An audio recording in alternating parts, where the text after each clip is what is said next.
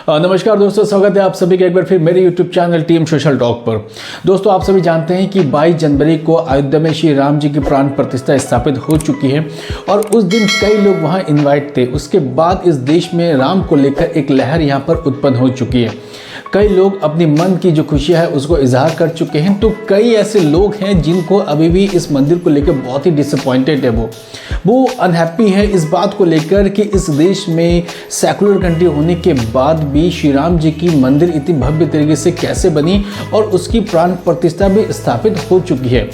दोस्तों, आज के इस वीडियो पे मैं एक ऐसे एक्टर के बारे में बताऊंगा जो बेसिकली तमिल के बहुत बड़े सुपरस्टार है, यूं कई एक मेगा स्टार है और जिनकी कई सारी फिल्में ब्लॉकबस्टर होती है, जो बहुत सालों से तमिल फिल्म में राज कर रहे हैं, लेकिन उनको मंदिर को लेकर अभी वो डिसअपॉइंटेड है और ये डिसअपॉइंटेड वैसी हैं जैसे 30 साल पहले थी। दोस्तों, मैं बात कर रहा हूँ आज तमिल अभिनेता, तमिल के बहुत बड़े superstar, mega star, the power star Kamal Haasan. Kamal Haasan इस मंदिर को लेकर बहुत ही डिसअपॉइंटेड है और वो कंप्लीटली इसको खुश नहीं है। ऐसा सेम है जब 1991 में बाबरी मस्जिद को वहाँ पर जब कार सेवकों ने तोड़ दिया था, तब उनका स्टेटमेंट था कि किसी को भी मस्जिद गिराने का हक नहीं है, ये मेरी बिल्डिंग है, ये वैसे ही है जैसे तंजौर मंदिर या वेलकन्नी चर्च।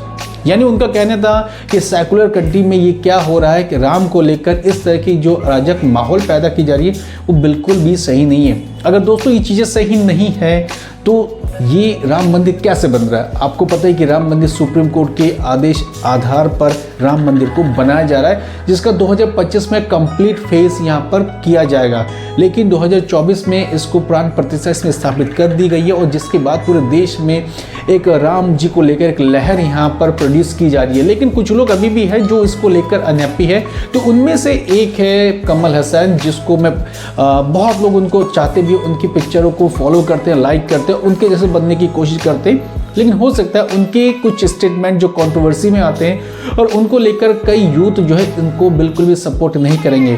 सो दोस्तों, इस वीडियो पे मैं बात करूंगा आज के 7 ऐसे स्टेटमेंट जो कमल हसन के कंट्रोवर्सी स्टेटमेंट थे और जिनको लेकर देश में काफ़ी हो हल्ला भी मचा था। दोस्तों, अगर कमल हसन की कंट्रोवर्सी की बात करें तो सबसे पहले नंबर 1 पर अगर कंट्रोवर्सी में मैं रखना चाहूँगा तो वो है विश्वरूपम। दोस्तों, विश्वरूपम क्या है? आप सभी जानते हैं कि विश्वरूपम तमिल अभिनेता कमल हसन की लाइफ की सबसे बड़ी फिल्म थी विश्वरूपम, जिसके पार्ट 2 पर भी काम बहुत तेजी के साथ चल रहा है। विश्वरूपम जब रिलीज होनी थी तो उससे पहले मुस्लिम संगठनों ने इसका भरपूर तरीके से विरोध किया था। विरोध करने का कारण भी ये था क्योंकि उसमें कुछ सीन ऐसे थे तो शायद मुस्लिम कम्युनिटी को हर्ट करने वाली सीन थी, तो उस पर मुस्लिम कम्युनिटी के बहुत सारे जो संगठन है उसने इसको अपोज किया। उसके बाद कुछ सीन को कट करके थिएटर्स में विश्वरूपम को रिलीज किया गया था। कंट्रोवर्सी की बात करें तो वह है जल्लीकट्टी। जब सुप्रीम कोर्ट ने जल्लीकट्टी पर बैन लगाया था तो सुप्रीम कोर्ट के खिलाफ जाकर बहुत बयानबाजी की थी कमल हसन ने। उनका कहना था जो एनिमल एक्टिविस्ट है, अगर वो इस खेल से इतने परेशान है तो बिरयानी में भी बैन लगा देनी चाहिए, क्योंकि बिरयानी भी जानवरों को काट कर ही बनाई जाती है। मैं एक तमिल परंपरा से आता हूं और मुझे ये खेल बहुत पसंद है। उसके बाद कंट्रोवर्सी का सिलसिला यही थमा नहीं। उसके बाद उन्होंने एक और कंट्रोवर्सी स्टेटमेंट दिया था, वो था महाभारत। दरअसल दोस्तों, आप जानते ही हैं कि महाभारत इस देश के सबसे बड़े महाकाव्यों में से एक है। उन्होंने इस पे कंट्रोवर्सी दिया था कि देश में एक ऐसे ग्रंथ को पढ़ाया जा रहा है जिसमें एक राजा एक महिला को दांव पे लगा देते हैं। इस बात के साथ ये कंट्रोवर्सी इतनी हाई पहुंच चुकी थी कि लोग इसके अगेंस्ट हो गए और कहीं जगह पे कमल हसन के खिलाफ यहाँ पर रिपोर्ट भी दर्ज किया गया। कंट्रोवर्सी की बात करूँ तो तमिंग फिल्म थी मेरसेल। मेरसेल में जहाँ जीएसटी को दिखाया गया तो जीएसटी को दिखाने के बाद सरकार की कड़ी आलोचना की गई थी, जिसके बाद उन्होंने कहा था कि अभिव्यक्ति की आज़ादी है और उन्हें ये आज़ादी मिली है संविधान से और वो संविधान के दायरे में रहकर काम कर रहे हैं, तो उनको इतना हक है वो किसी चीज़ को आलोचना कर सकते हैं। इसके साथ उन्होंने नोटबंदी पर भी सबसे पहले सरकार का समर्थन किया था, लेकिन जब देखा कि नोटबंदी से कई लोग परेशान हैं, बहुत सारे दिन दुखियों की हालत खराब है, तो उन्होंने इस पर माफ़ी मांगी और सरकार के खिलाफ इस पर जमकर अपनी भड़ास निकाल चुके थे।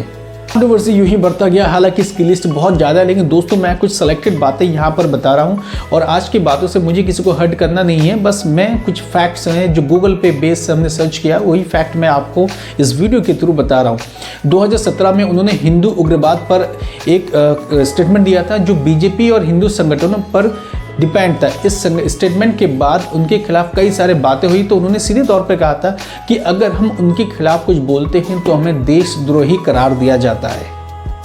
2019 में जब कश्मीर में पुलवामा में हमला हुआ था, इस हमले के बाद भी वो काफ़ी डिसअपॉइंटेड थे और उनका कहना था कि क्यों हमारे जवान उतने शहीद हो रहे हैं, अगर शहीद होने का क्या कारण है, अगर इतनी ही समस्या है तो कश्मीर में जनमत कराना चाहिए। सरकार किससे डर रही है? वहाँ के जवानों से डर रही है, वहाँ के आवाम से डर रही है। हालांकि उनकी ये बातें बहुत लोगों को पसंद नहीं आई और इस पर भी काफ़ी अच्छा स्टेटमेंट यानी कि कंट्रोवर्सी यहाँ पर क्रिएट होने में ज़्यादा समय नहीं लगा था। उसके कुछ दिनों बाद या कहीं कुछ सालों बाद उन्होंने एक और स्टेटमेंट दिया था कि आज़ाद भारत का सबसे पहला जो आतंकवादी वो नथुराम गॉडसे, जिस पर बीजेपी पार्टी भी काफ़ी हमलावर थी और कई सारे हिंदू संगठन जो उनके अगेंस्ट थे, उनकी इन बातों को कंट्रोवर्सी बनाने में भी ज़्यादा टाइम नहीं लगा था। सो दोस्तों, कुछ स्टेटमेंट मैंने आपको यहाँ बताई है। इससे पहले भी वो उदयनिधि को लेकर और सनातन धर्म को लेकर कई बातें कर चुके हैं। इवन उन्होंने यहाँ तक कहा था कि हिंदी किसी को थोपी नहीं जा सकती।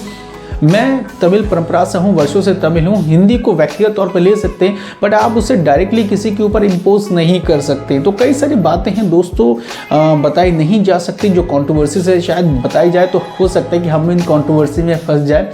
तो कुछ बातें, जो सिलेक्टेड बातें मैंने इस वीडियो में आपको बताई है, आई होप कि आपको ये सारी बातें समझ में आई होगी। दोस्तों, अगर ये सारी बातें समझ में आए, अगर आपको पसंद आए तो प्लीज़ हमारे लिए आप कमेंट बॉक्स में अपना सपोर्ट जरूर दीजिए और हो सके तो ये वीडियो ज़्यादा से ज़्यादा शेयर कीजिए, अपने फ्रेंड सर्कल में भी इसको शेयर कीजिए। दोस्तों, कल फिर मिलते एक और नए वीडियो के साथ। Thank you very much.